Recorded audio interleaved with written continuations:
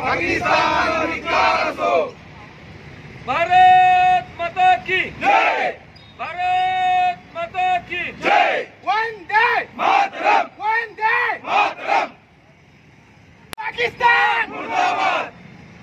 सीआरपीएफच्या जवानांच्या वतीने जो भ्याड हल्ला झाला, प्रथमतः आपण सगळ्यांच्या वतीनं त्या हल्ल्याचा निषेध केला पाहिजे। निषेध करून न थांबता आपण केंद्र शासनाला, आपलं एवढं मोठं नाही पण आपण विनंती करू इच्छितो, केली पाहिजे की या भ्याड हल्ल्याचा कुठेतरी बंदोबस्त केला पाहिजे। कारण की आत्तापर्यंत बऱ्याच वेळा असे हल्ले झाले आणि त्याला मग कुठे जर सर्जिकल स्ट्राईक करून कुठं थोड्या प्रमाणात मलमपट्टी केल्यासारखं आपल्या देशाच्या वतीनं होतं आणि पुन्हा एकदा अतिरेक्यांचं किंवा आपल्या जे पाकिस्तान असेल त्यांचं मग परत मनोधैर्य वाढतं।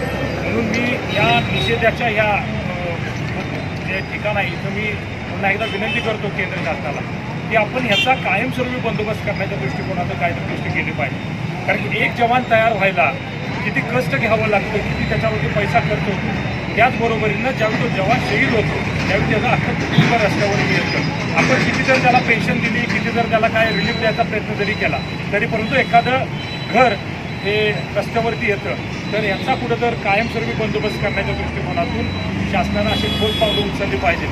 हे जे चोरून चुपे जे हल्ले होत आहेत हे कुठं थांबण्याच्या दृष्टिकोनातून आपण सुद्धा सगळ्यांनी कुठंतर उठाव केला पाहिजे आणि सरकारला आपण याच्यामध्ये जागृती करून दिली पाहिजे की हे भ्याड हल्ले थांबले पाहिजेत। काल जो हल्ला झाला त्याचं इतकं तीव्रता प्रचंड मोठे, आपल्यासमोर किती बातम्या आल्या असतील मला माहीत नाही, परंतु तो हल्ला करण्याचं नैतिक धाडस त्यांच्यामध्ये कसं होतंय ह्याचाच खरंच विचार करण्यासारखी गोष्ट आहे। आपण आज इथं जमलोय याचा आपण निषेध करू, नक्की आपण याच्याबद्दल दुःख इथं व्यक्त करू, पण भविष्यात असे हल्ले झाले नाही पाहिजेत या दृष्टिकोनातून काहीतरी ठोस भूमिका या शासनाने घेतली पाहिजे। राजकारण राजकारणाबद्दल होत जाईल, त्याच्या आधी सर्जिकल स्ट्राईक झाले असतील नसतील आम्हाला त्याच्याबद्दल काय बोलायचं नाही, पण हे कुठं थांबलं पाहिजे या दृष्टिकोनातून ह्या शासनाने केंद्र शासनानं ठोस भूमिका घेतली पाहिजे अशी इथं मी भूमिका इथं व्यक्त करतो।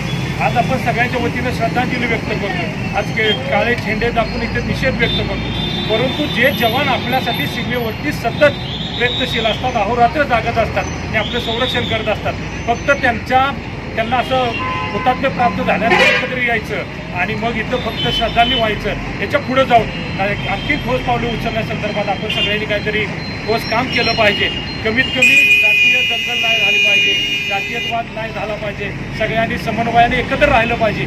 एवढी जरी सामाजिक भूमिका आपण ह्या आपल्या भागात घेतली, आपल्या परिसरात घेतली तरी त्याला कुठेतरी हातभार लागेल। त्यामुळे पुन्हा एकदा कालच्या झालेल्या या घटनेचा आम्ही सर्वजण तीव्र निषेध करत आहोत, केंद्र शासनाला विनंती करत आहोत लवकर ह्याच्यावरती काहीतरी ठोस भूमिका आपण घ्यावी आणि भविष्यात असल्या गोष्टी घडल्याच नाहीत पाहिजे या दृष्टिकोनातून आपण सगळ्यांनी प्रयत्न करावा।